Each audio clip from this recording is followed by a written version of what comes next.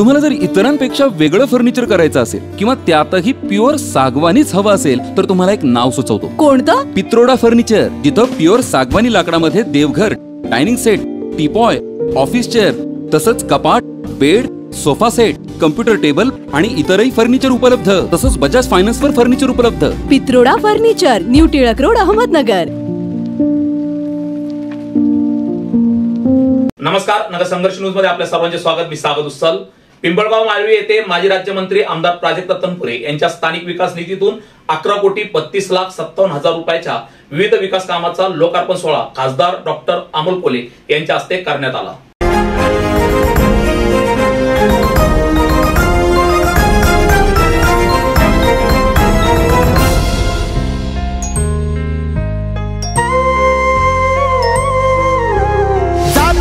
धर्म पंथ सारे एक मानले, जाऊनी तळागाळात दुःख त्यांचे जाणले, नवीन पर्व आणले, विकास छंद जोडला, वादळास झेलूनी अभेद सेतू बांधला, एक ध्यास अंतरी ठेवला निरंतरी, लोकक्रांतीचा वसा हाती घेऊनी, राष्ट्रवादीची हो पेटली मशाल, महाराष्ट्राची शान, आम्हा जनतेचा प्राण, महाराष्ट्राची शान, आम्हा जनतेचा प्राण. राष्ट्रवादी राष्ट्रवादी राष्ट्रवादी राष्ट्रवादी राष्ट्रवादी राष्ट्रवादी राष्ट्रवादी हो, राष्ट्रवादी राष्ट्रवादी राष्ट्रवादी राष्ट्रवादी राष्ट्रवादी राष्ट्रवादी राष्ट्रवादी हो. ऊन वारा पावसात हार नाही मानली, चित्त ठेवली लढाई हिम्मतीने जिंकली, पुन्हा रणात जाऊनी नवी उमेद आणली, प्रकाश वाट दावूनी दिशा नवीन शोधली, प्रकाश वाट दावूनी दिशा नवीन शोधली, एक रंग होऊनी एक बंध जोडूनी, एकजूट राहूनी हात प्रणवुरी, कधी न सोडू साहेबांची साथ. राष्ट्रवादी राष्ट्रवादी राष्ट्रवादी राष्ट्रवादी राष्ट्रवादी राष्ट्रवादी राष्ट्रवादी हो. पिंपळगाव माळवी येथे माजी राज्यमंत्री आमदार प्राजक्त तनपुरे यांच्या स्थानिक विकास निधीतून 11,32,57,000 रुपयांच्या विविध विकास कामांचा लोकार्पण सोहळा खासदार डॉक्टर अमोल कोल्हे यांच्या हस्ते करण्यात आला.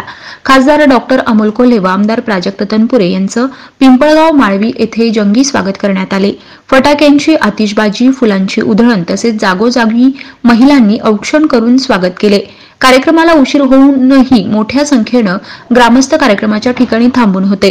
प्रथमतः गावातील श्रीराम मंदिरामध्ये जाऊन खासदार अमोल कोल्हे व आमदार प्राजक्त तनपुरे यांनी प्रभू श्रीरामाचे दर्शन घेतले. त्यानंतर विविध विकास कामांचा लोकार्पण सोहळा पार पडला. त्यामध्ये शेंडी पिंपळगाव माळवी बांबोरी रस्ता मजबूतीकरण डांबरीकरण तसेच पिंपळगाव माळवी ते विळद रस्ता मजबूतीकरण डांबरीकरण कामाचा लोकार्पण सोहळा पार पडला. जवळपास या कामासाठी 4,70,00,000 रुपये मंजूर करण्यात आले होते. त्याचबरोबर पिंपळगाव माळवी येथील लहारे वस्ती येथील बंधारा पिंपळगाव माळवी ते पिंपळगाव माळी फाटा डांबरीकरण येथील लोकार्पण सोहळा पार पडला.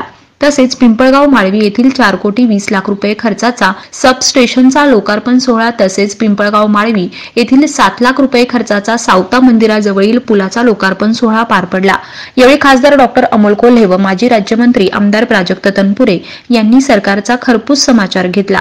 कांदा निर्यात बंदीवर बोलताना खासदार अमोल कोल्हे यांनी शेतकऱ्यांना पैसे मिळायला लागले तर हे घाईघाईनं निर्यात बंदी करतात.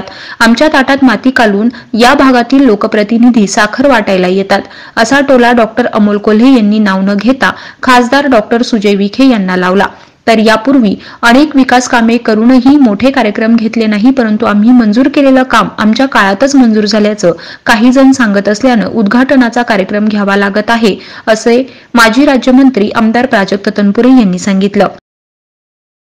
आज बऱ्याच कामांचं लोकार्पण आपण पिंपळगाव माळवीच्या परिसरातल्या करतोय. त्यातलं सर्वात महत्वाचं म्हणजे नुकत्याच काही दिवसापूर्वी चालू झालेलं आपलं पिंपळगाव माळवीचं सबस्टेशन आहे. मला आता सर तुम्ही भाषणामध्ये बोलले की माझे आमदार सांगितले की फडणवीसच्या काळामध्ये झालं असं माझे आमदारांनी सांगितलं. सर म्हटले मला माहित नाही, पण मात्र त्यांना मला सांगायचंय हे सबस्टेशन ज्या योजनेमधनं मंजूर आहे ती योजनाच मुळात महाविकास आघाडीच्या सरकारनं आणलेली योजना आहे. कृषी धोरण 2020 त्याच्या अंतर्गत जो एसीएफ फंड आहे त्या फंडामधून तयार झालेलं हे सबस्टेशन आहे. त्यामुळं 2020ला मला वाटतं देवेंद्र फडणवीस साहेब हे विरोधी पक्षनेते होते. त्यांचं सरकार हे 2019लाच गेलेलं आहे आणि 2020ला आपल्या महाविकास आघाडीचं सरकार असताना मी स्वतः ऊर्जा खात्याचा राज्यमंत्री होतो आणि आपल्या सरकारने जे धोरण आणलं कृषी धोरण 2020 त्यामधून हे जवळपास 4.5 कोटीचं सबस्टेशन मी स्वतः मागं त्या ठिकाणी म्हणजे आता मीच मंजूर करत होतो. त्याच्यामुळं माझ्या आमदारांना थोडंसं सर पडून जर गावात आलं सांगा की हे फडणवीस जेव्हा सत्तेतनं गेले आणि उद्धवसाहेब ठाकरे मुख्यमंत्री झाले त्याच्यानंतर मंजूर झालेलं सबस्टेशन आहे. त्यामुळं आणि उलट त्यांच्या ज्ञानात हे देखील भर घाला की कृषी धोरण 2020 जे महाविकास आघाडीच्या सरकारनं धोरण आणलं त्या माध्यमातून नगर जिल्ह्यात जवळपास 15 ते 20 सबस्टेशन आपण उभारलेले आहेत. त्यापेक्षा जास्त आकडा असेल. आणि त्यांच्या माहितीसाठी हे पण सांगा की ही योजना या योजनेमध्ये जे एसीएफ आपण फंड म्हणतो या योजनेमध्ये 2000 कोटी रुपये शिल्लक होते ज्यामधनं आणखी सबस्टेशन होऊ शकले असते. आणि ही योजना ज्या देवेंद्र फडणवीस साहेबांचं ते नाव घेतात त्यांनी ही योजना बंद केलेली आहे. म्हणजे ज्या योजनेमधनं आपण हे सबस्टेशन बनवलं यामधून आणखीन असे कित्येक सबस्टेशन बनवू शकले असते. एवढे पैसे शिल्लक होते 2000 कोटी रुपये.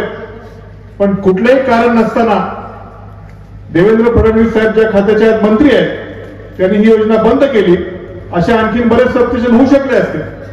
मी विधानसभेमध्ये 40 आमदार कसे टिकवायचे याच्यामध्ये सध्या व्यस्त आहे. त्यामुळे तुमच्याकडे लक्ष द्यायला यांना वेळ नाही. दुसरं काम मला वाटतं आपण या बंधाऱ्याचा उल्लेख आहे का याच्यामध्ये बंधाऱ्याचा देखील त्याचंही त्यांनी म्हटलं का देवेंद्र फडणवीसच्या काळात केलं सगळं खरं त्याचंही आपण मोठं बंधाऱ्याचं आज मला वाटतं बंधारा भरलेलं देखील आहे. आणि या दुष्काळाच्या परिस्थितीमध्ये मोठं जीवनदान त्या परिसरातल्या शेतकऱ्यांना त्या बंधाऱ्यामुळे खरं इथं मिळते. आज खरं बाकी बरीच काम आहेत. आपल्या मोठा जो हायवे बाहेरून जातो त्याचं लोकार्पण आहे. विळदच्या कडे जाणाऱ्या रस्त्याचे देखील आहेत.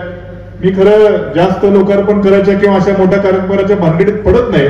पण आजकाल मात्र काय आम्ही करत नाही म्हणल्यावरती न केलेल्या कामाचे उद्घाटन करायला बरीच लोक त्या ठिकाणी यायला लागलेले आहेत. म्हणून म्हटलं जरा उजाळा मिळेल आणि ते एक निमित्त आहे. पण त्या निमित्ताने अमोल कोल्हे साहेबांना देखील आपल्याला ऐकायला मिळेल. म्हणून खरं हा लोकार्पणाचा देखील आपण कार्यक्रम या ठिकाणी ठेवला. साखरवाटा रामाचं मंदिराचा उत्सव साजरा करायचा आम्ही शेवटी हिंदू धर्मीय प्रत्येकाला आनंद आहेच तो. पण मला एक प्रश्न त्या ठिकाणी पडतो.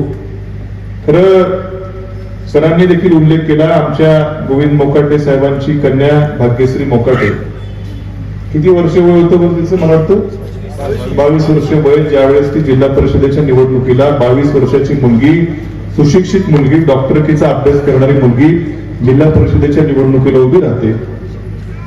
तुम्ही इथं बसलेल्या महिला मला सांगा एखादी मुलगी निवडणुकीला उभं राहिलं ती देखील 20-22 वर्षाची सुशिक्षित चांगल्या आध्यात्मिक घरातली मुलगी ही काय लोकांना दारू बिरू वाटेल कोणी सांगेल. त्या पांगरमलचं हत्याकांड झालं बिचारीचा काहीही संबंध नव्हता. मी सांगतो काही संबंध नव्हता. पण मात्र त्या 22 वर्षाच्या मुलीचं आयुष्य उद्ध्वस्त करण्याचं काम हे माझे आमदारांनी केलं. आळेफाट्याच्या चौकामध्ये जेव्हा कांद्यावर 40% निर्यात शुल्क लादलं तेव्हा रस्ता रोको केला होता. आणि ज्या माननीय अर्धे उपमुख्यमंत्री आता अर्धेच आहेत ना माननीय अर्धे उपमुख्यमंत्री देवेंद्रजी फडणवीस यांनी घाईघाईने जपानवरून ट्विट केलं होतं 2410 रुपयांनी 2 लाख टन कांदा खरेदी करणार. आठवतं 6 महिन्यापूर्वी किती जण बसले ज्यांचा 2410 आणि त्यावेळी कांदा खरेदी झाला कोणाचा. त्याच्या आधीच कांद्याचं अनुदान आले कोणाचं. आणि आता 4 पैसे मिळण्याची वेळ आली. जेव्हा 40-45 रुपये कांदा झाला तेव्हा या सरकारनं घाईघाईनं निर्यात बंदी लादली आणि जेमतेम 12-15 रुपयांनी कांदा घालावा लागतो का नाही घालावा लागत. आणि मग मुळात प्रश्न आहे तो जेव्हा राम मंदिराचं उद्घाटन होतंय म्हणून साखर वाटायला जेव्हा माननीय तुमच्या भागाचे लोकप्रतिनिधी येतात तेव्हा आधी त्यांना विचारा केवळ साखर देऊन आमची तोंड बंद करण्यापेक्षा याचं उत्तर द्या की जेव्हा कांद्याची निर्यात बंदी केंद्र सरकारने लादली तेव्हा तुमचं तोंड का संसदेत उघडलं नाही, हा प्रश्न विचारणं गरजेचं आहे. आज 48 खासदार आहेत. यांच्या शिवसेनेचे एकूण किती खासदार आहेत? 9. बरोबर. बाकीचे म्हणजे महाराष्ट्रातले किती खासदार आहेत? भारतीय जनता पक्ष, शिंदे गट आणि अजितदादा पवार मित्रमंडळाचे एकूण मिळून खासदार 39. निवडणूक आयोगाचा निकाल लागायचा दादा, मग काय पक्षपेक्ष नाही म्हणतात. एकूण खासदार 39. बरोबर. 39 खासदार झाले. भारतीय जनता पक्ष, शिंदे गट, शिवसेना आणि अजितदादा पवारांचं जे काही मित्रमंडळ एकूण खासदार 39. या 39 खासदारांपैकी एकाही खासदाराने माझ्या शेतकरी बांधवांसाठी संसदेमध्ये तोंड उघडलं नाही. ही गोष्ट महाराष्ट्राची जनता विसरणार नाही. जी गोष्ट कांद्याची तीच गोष्ट आधी टमाट्याची होती. टमाट्याला 2 दिवस न्यूज चालवलं, ब्रेकिंग न्यूज चालवली, याचे अमुक लाख झाले, याचे अमुक कोटी झाले.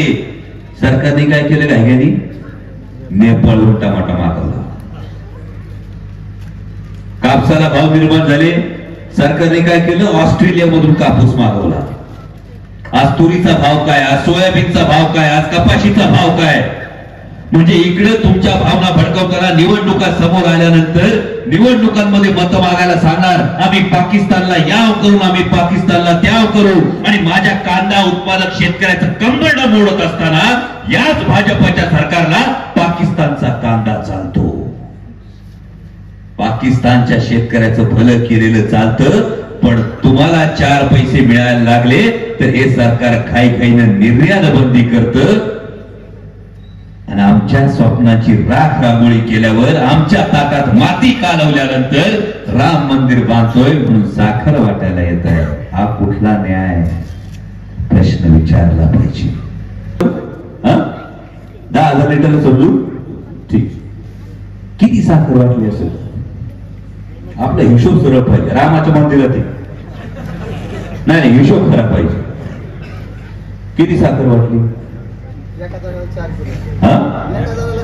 एका जणाला 4 किलो वाटले. आता बसून एकदा शांतपणे हिशोब करा दुसऱ्या गोष्टीचा. एका कुटुंबाला 4 किलो वाटली. आनंद आहे, चांगली गोष्ट. पण गेले 8-10 महिने तुमच्या खिशातून या महाराष्ट्राच्या सरकारनं काय काढलंय याचा विचार करा. जर 10,000 लिटर जर दिवसाचं दुधाचं कलेक्शन असेल, आणि ही गोष्ट माझ्या माता मावल्यांसाठी फार महत्वाची आहे, कारण आपलं घर तर त्याच्यावर सगळं दिवसाचा खर्च चालतो. पीक यायला 3 महिने लागतात, 4 महिने लागतात. विधानसभा मतदारसंघाचे विद्यमान आमदार आणि महाराष्ट्राचे माजी मंत्री, त्याचबरोबर आज खऱ्या अर्थाने तरुणांच्या हृदयामध्ये जे संभाजी महाराजांच्या माध्यमातून संपूर्ण महाराष्ट्राला जागा केलं असे संसद रत्न खासदार अमोलजी कोल्हे साहेब यांच्या प्रमुख उपस्थितीमध्ये आज या ठिकाणी आपला एवढा मोठा सोहळा संपन्न होत आहे. खरोखर खासदार साहेब या ठिकाणी आम्हाला अभिमानानं सांगावं वाटतं. गेल्या 25 वर्ष माझ्या आमदाराला या गावाने 90% मतदान देण्याचं काम आम्ही सगळ्यांनी केलं. पण त्याची जाणीव त्या एक आळवी माणसाला या ठिकाणी राहिली नाही.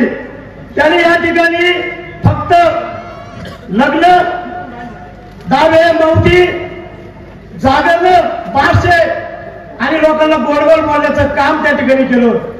या ठिकाणी अभिमानानं सांगायचं वाटतं की आम्ही त्याच कल्पत होतो. त्यावेळेस ग्रामपंचायत आमच्या ताब्यात, जिल्हा परिषद आमच्या ताब्यात, पंचायत समिती आमच्या ताब्यात, आमदारकी आमच्या ताब्यात, आणि मग प्रत्येक वेळेस आमच्या ग्रामपंचायतचे कामं, जिल्हा परिषदचे कामं आम्ही लोकांना सांगायचो आपल्या साहेबांनी कामं दिली. 25 वर्ष अशा प्रकारे बोलवण्याचं काम केलं. आणि खऱ्या अर्थाने दादाच्या वेळेच्या भागामध्ये आमदार म्हणून निवडून आले, आणि त्यानंतर 25 वर्षाचा वनवास खऱ्या अर्थाने या ठिकाणी संपला.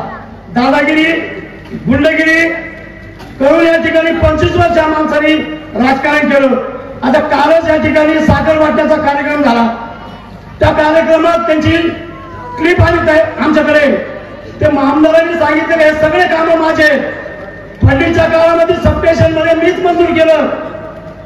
अरे बाबा, तू आमदार असताना 25 वर्ष तुला काही शक्य झालं नाही, साधं खरं सुद्धा आमच्या गावात टाकलं नाही, आणि तू सांगतो का हे सगळं आम्ही केलं. मग आम्हाला असं सांगाच वाटतं का जर तू माझी असल्यानंतर एवढे कामं करतो तर उद्याच्या काळामध्ये तुला निवडणूक लढूच नको.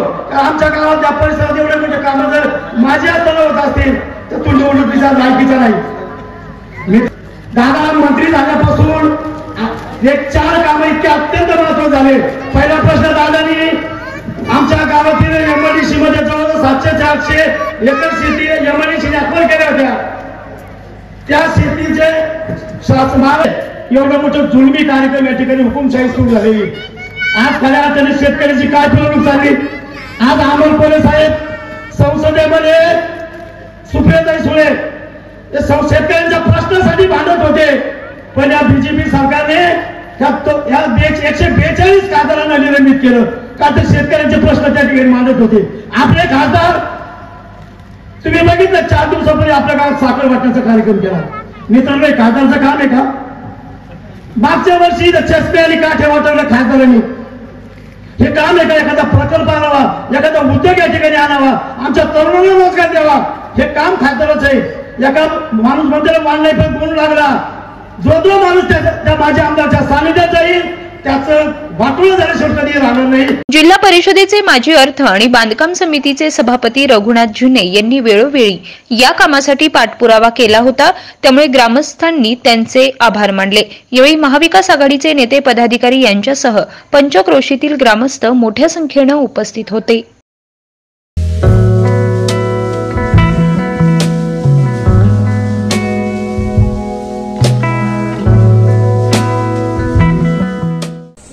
महत्त्वाच्या बातम्या जाणून घेण्यासाठी आजच आपल्या आवडत्या नगर संघर्ष न्यूज सबस्क्राईब करा व त्या शेजारील बेल आयकॉनला क्लिक करा व इंस्टाग्राम व शेअर चॅटला फॉलो करा.